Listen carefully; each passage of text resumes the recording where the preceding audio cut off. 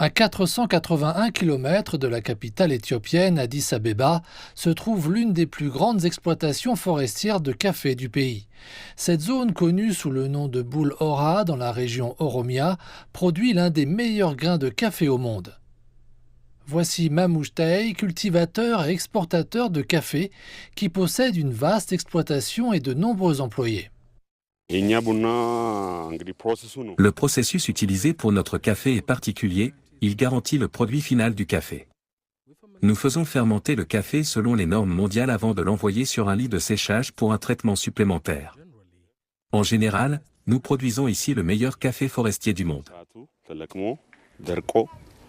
Pour Mamouche, la croissance du marché international offre de meilleures opportunités commerciales, en particulier celle du marché chinois. Relativement nouveaux dans le secteur, les importateurs chinois de café font désormais preuve d'un appétit vorace pour le café arabica éthiopien de qualité. Le marché le plus important et celui dont nous attendons beaucoup en ce moment est le marché chinois. J'envoie moi-même beaucoup de café en Chine et c'est vraiment en train de devenir un marché sur lequel nous misons tous. Le café est l'une des principales sources de devises fortes de l'Éthiopie. C'est aussi l'un des principaux produits agricoles d'exportation. Lors des seuls 10 derniers mois, nous avons exporté environ 210 000 tonnes de café. Sur ce total, nous avons rassemblé plus d'1 milliard de dollars.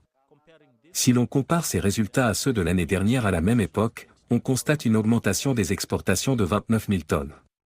Ces 2 dernières années, la Chine a importé jusqu'à 20 000 tonnes de café éthiopien par an. Ce pays est ainsi devenu le 8e plus grand importateur.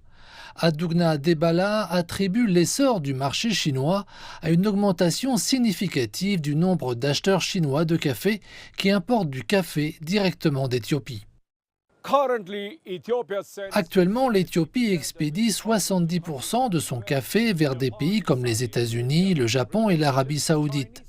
Les données indiquent que les Chinois développent rapidement l'habitude et la culture de consommation de café et qu'ils deviennent également des acheteurs de premier plan.